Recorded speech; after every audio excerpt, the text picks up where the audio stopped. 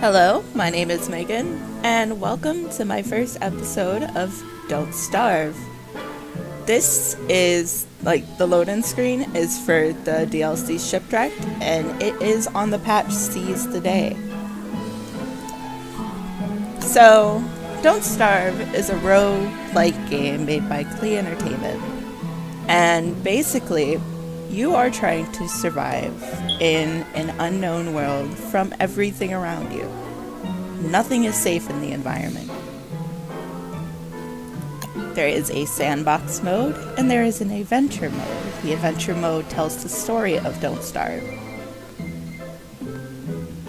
Now, for this, we are going to do the first character, which is the first character that you get in the entire game, and everything after that is unlockable or found through adventure mode. His name is Wilson, and he has 2 perks, but it only shows one. His first perk is that he grows a magnificent beard, and his beard gives you extra insulation for the winter, and you can use beard hair, once cut, to make a meat effigy, which is a resurrection item. And it takes away sanity every time used, but it is very useful if you die a lot. And we are going to pick the Reign of Giants DLC. And I'm going to switch it to Autumn instead of Autumn or Spring, because on Autumn or Spring you almost always get Spring. And while it may, to some people, not matter, I don't like Spring, because most of the time I get stuck in a map that doesn't have a lot around it. And Spring's whole thing is that it rains all the time. And you can actually drown from the rain if you get too wet. So we're going to start in Autumn, where it only rains once or twice. So let's get started. The story of Don't Starve, the simplest version of it, is you get thrown into this world by this guy right here. His name is Maxwell. And you have to go through 4 different worlds to basically get into Maxwell's realm and confront him. That's literally the simplest version of the story for Don't Starve, because I'm not going to ruin the whole entire thing. So when you first get into Don't Starve, what you want to do is gather. You never actually want to stop gathering in this game, unless, of course, you feel you're comfortable with what you have. But you won't feel what you're comfortable with what you have until after maybe a full year cycle. And the other thing you want to do is basically find a base of operations. So an area where you can build a base. Now, I have a preferred area, and most people who have played this game for a really long time have a preferred area.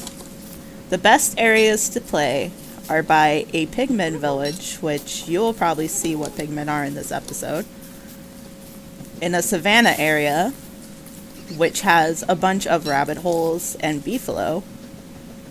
Or some people like to be brutal and edgy and live in the desert biome. Now, I've been told the desert biome is the smart option because you get all this rock and you get endless tumbleweeds. But my problem is, there's no food. There's no guaranteed food. And people will be like, oh, but there's buzzards. Do you know how hard buzzards are to get? Exactly.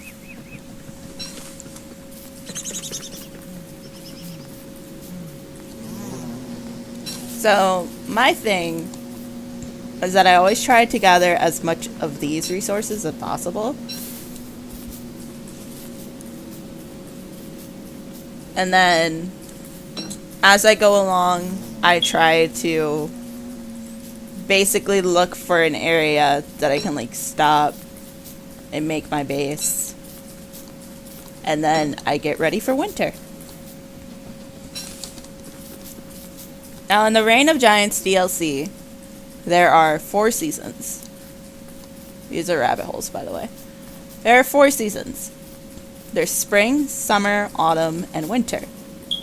Spring and autumn are the safest seasons, and they are also starter seasons, which means that they give you time to go out and gather and prepare for the harsher seasons, which is summer and winter. Summer is by far the hardest season that you will ever go through. Summer is like the literal hell in this game. Now, starting in autumn is probably a lot easier and an advanced preparation for summer. Because autumn's peaceful, you don't have to deal with the rain of spring, which is spring's main problem. You don't have to deal with the heat of summer, which is what kills almost everybody. And a lot of almost all of the resources are up, except for icebergs. Icebergs come up at like the 3rd day before winter, I believe.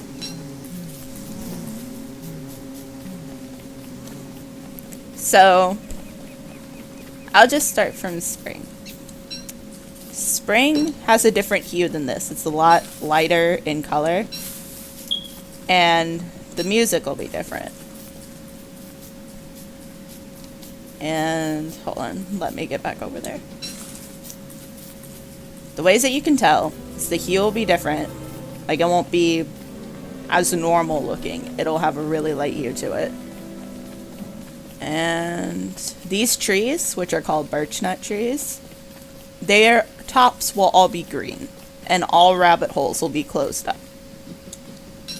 These stay the same throughout all the seasons except winter, where they'll have like snow on them.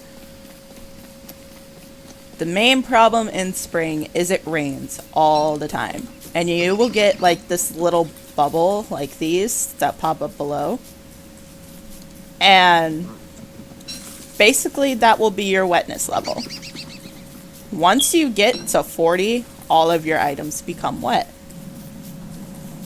Now you may be thinking, but that's not really that much of a problem. You can drown from being wet. Now the ways to protect from wetness are from items like hats, the raincoat, and the rain hat, which are the best items for it. Or standing under trees. Or being lucky enough to immediately build a base. And build a siesta lean-to. And basically sleep all the time. And then, at day 21 or 22, you're starting in spring. Comes summer.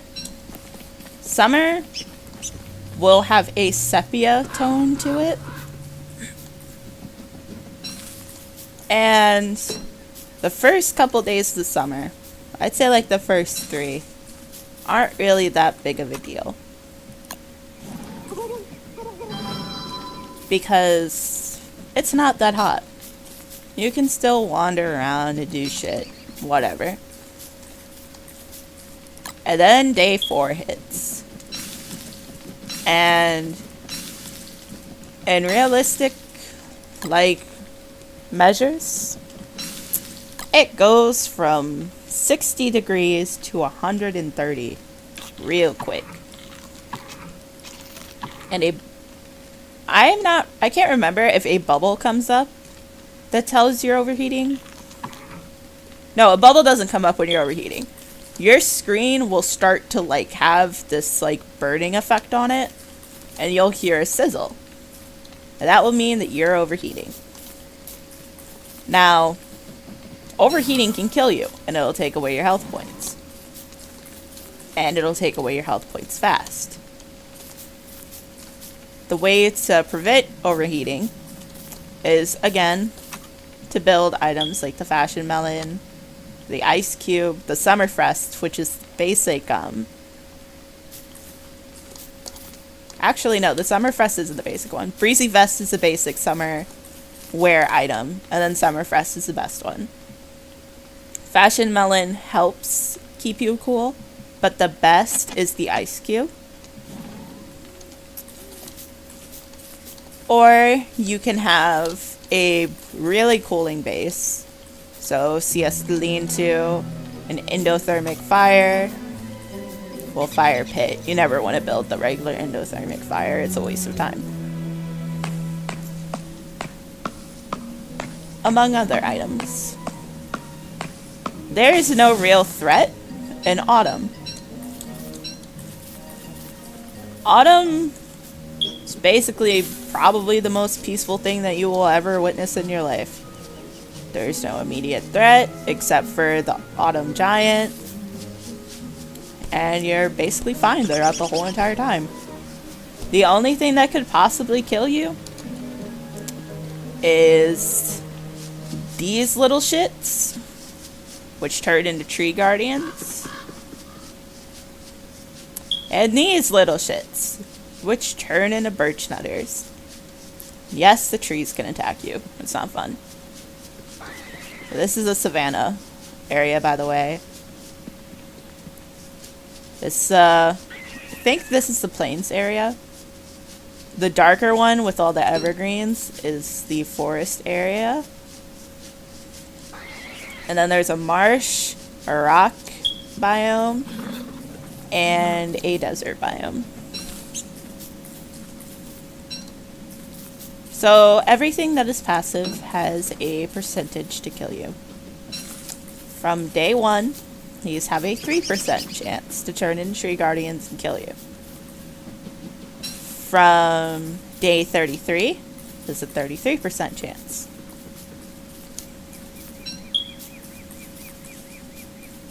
Now, after this comes probably one of my favorite seasons to try and survive. And that's winter. Winter is so fun. I love winter. This is the desert biome, by the way. Winter is so much fun to try and survive. Like, I enjoy it. The difficulties in winter are you're gonna constantly be cold and you can die from freezing. Your screen will take like on these little ice cubes and you'll basically freeze to death. Like, there's only one of that. Where's that clockwork piece? Where's that clockwork piece?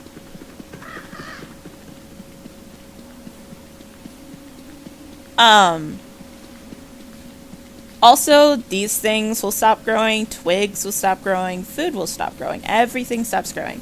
Everything stops growing in winter, not winter, summer too.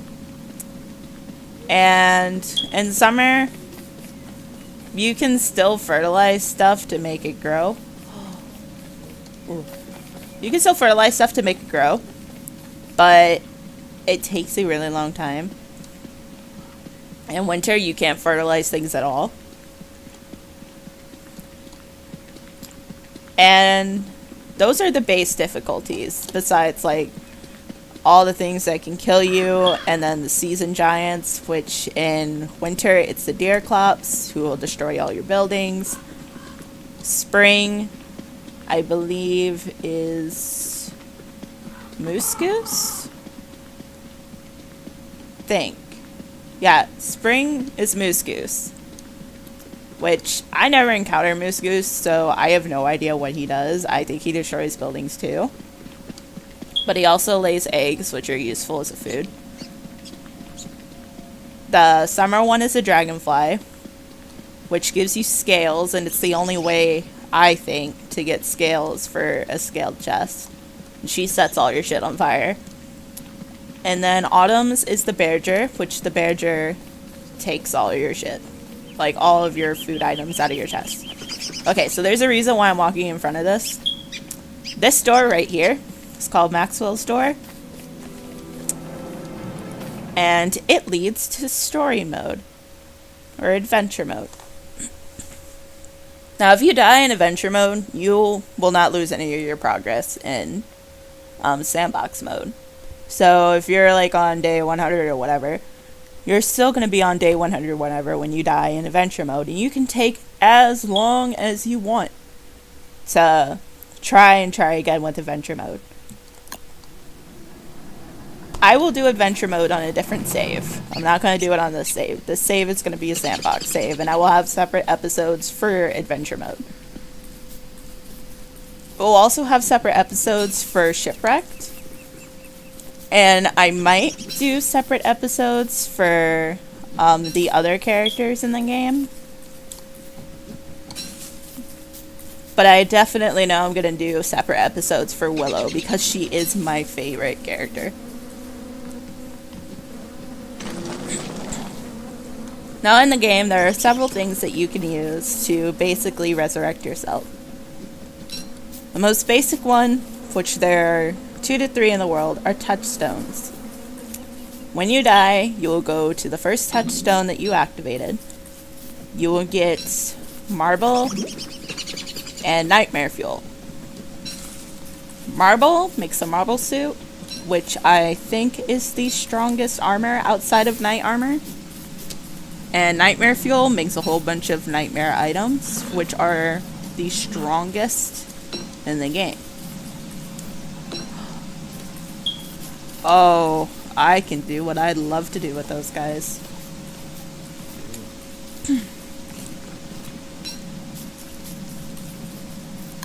Now, obviously, certain armor is going to be needed for certain bosses and stuff.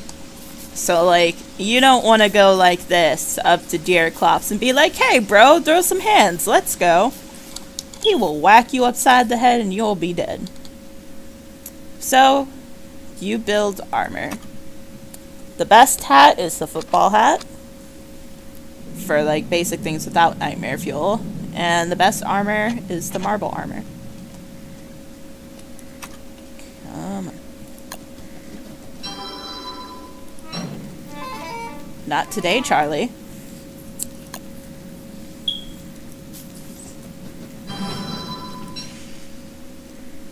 Okay. I'm gonna show you guys something.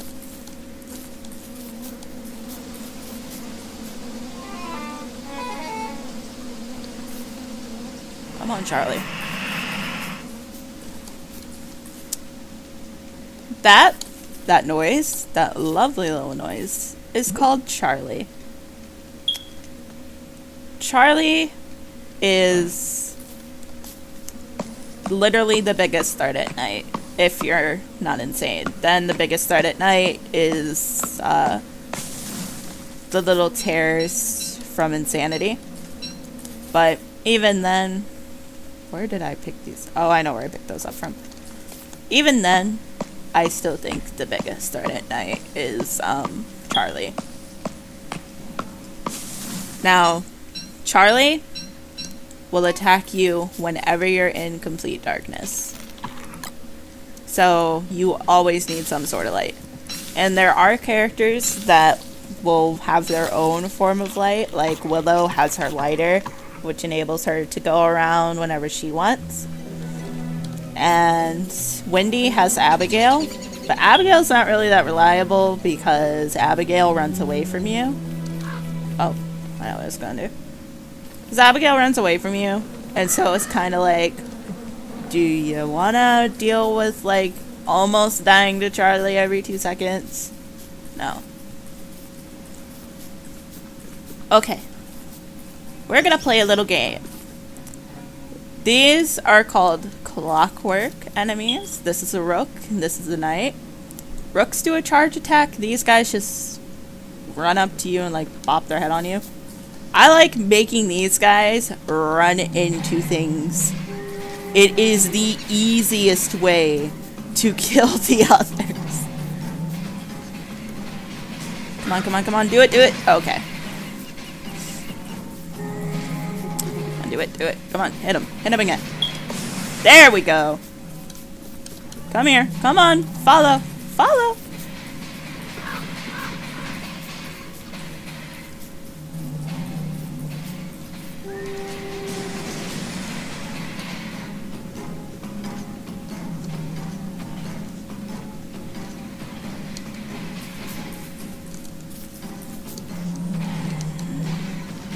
Oh my god.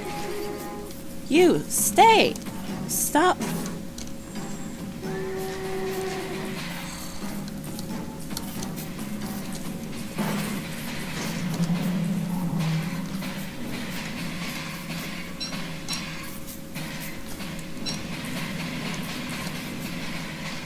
Now this guy is also good to use to destroy these or to destroy statues.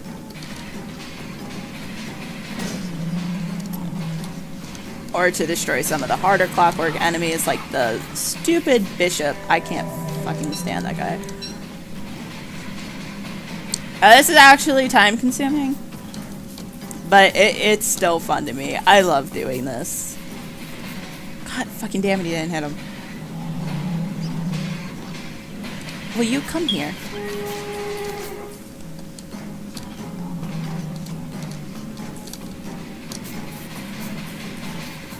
Oh, this rook is so dumb.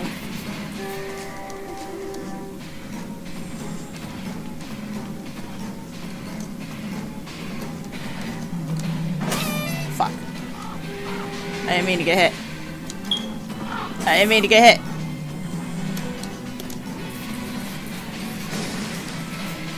You can only hit him the one time.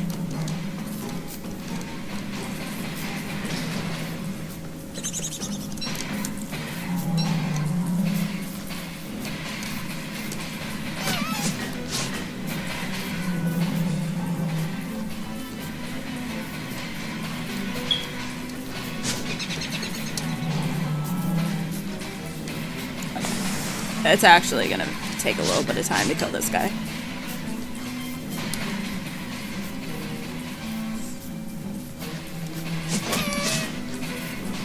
So most things that can kill you, which I'm actually gonna stop attacking this dude because he's probably gonna fucking demolish me, is basically to kite. So you attack a few times, then you run away.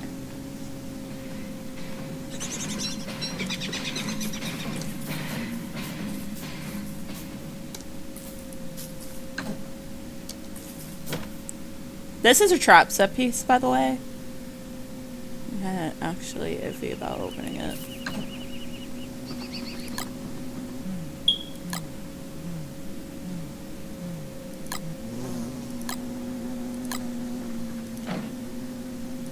Okay, I didn't immediately go to winter, so that's good.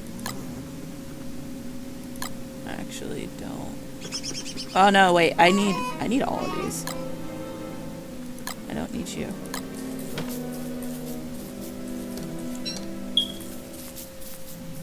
I will come back for you someday. You only have like 3 hits left on you. So, they drop gears.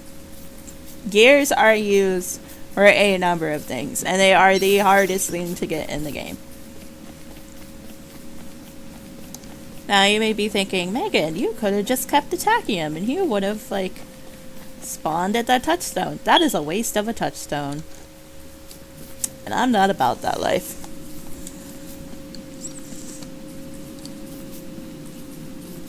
Hello? So, scattered around all the map on Don't Starve are little set pieces. The thing where I just got this hat, which I should not be wearing, and all the other items, that is a set piece. The little thing, blue thing that I opened up is called an ice box. It needs gears.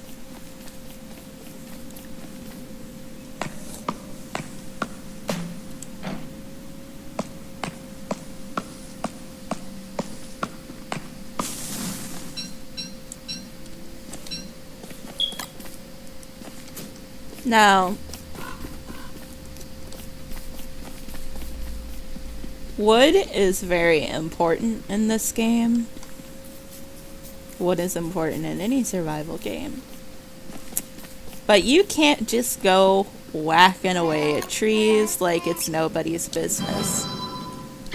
These guys will stand up, grow a face, grow arms, and fucking destroy you. Most people be like, oh, that's okay. I can survive it.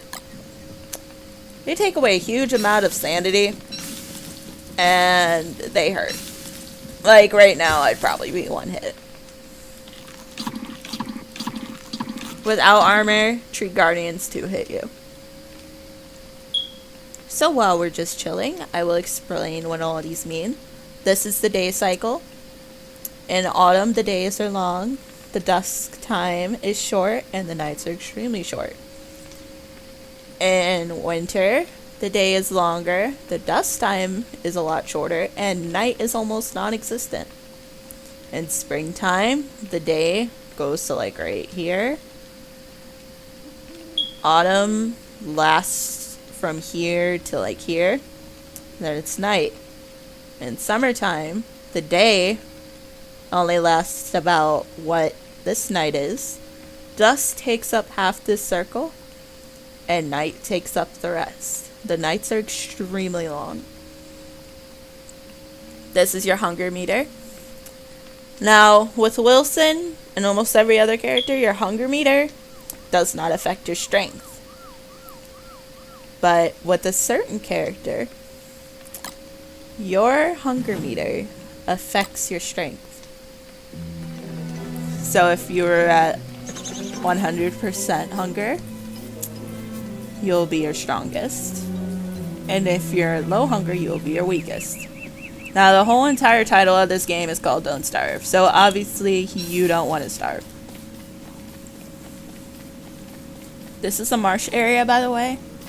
And I don't see any, and I'm not going further in to show you guys. But the main threat in there, besides merms, are tentacles. And you can't see tentacles until, like, they bubble up. How many of you are nearby?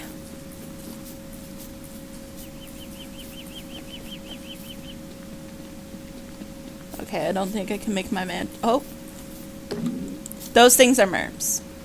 They're the, weird hostile equivalent to, pigmen. There's two. There's a reason why I'm counting those, by the way, and I'll explain what they are in a bit. Can I find a third one? No, I can only find two. That's a bit sad.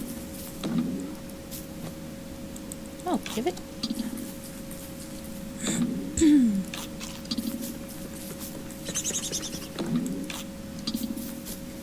Now, the quickest way, well, the basic way to restore your sanity is to pick flowers. It's for every single character.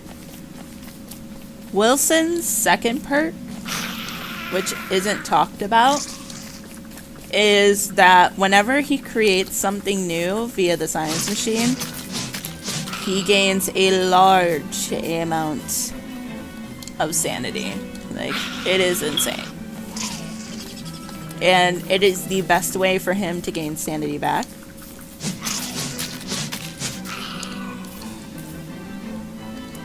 And to me, it's probably the only useful way to gain sanity back. What do I not want? I don't need you right now.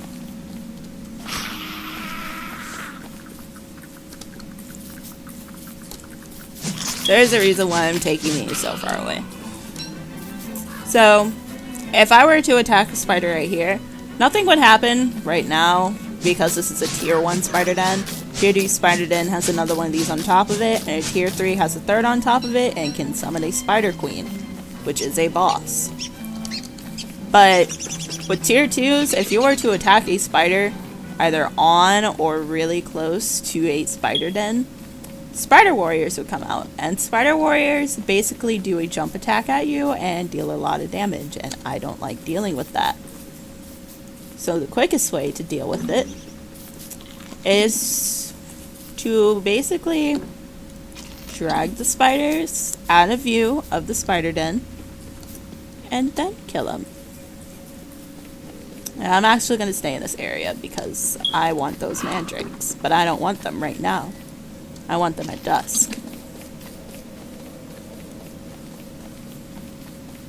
I was actually hoping that there would be more than just 2. Because I had a plan to make a mandrake army in this playthrough. But maybe next time. Okay, so these little guys are pigmen. Pigmen are harmless most of the time. They live in pig houses. They have a very low chance to drop pig skin, which is used for a lot of items. And not this one, but another winter item uses it. But they mainly drop meat. The most guaranteed way to get pig skin is to cut down their house like a brutal, edgy kid that you are.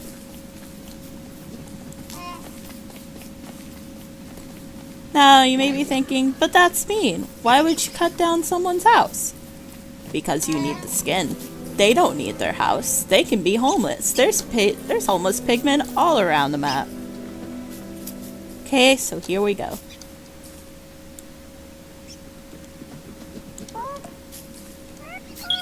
Yes.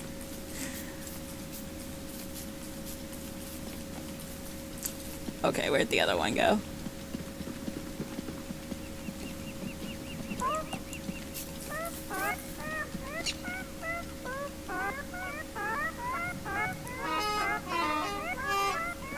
I'm in complete heaven right now.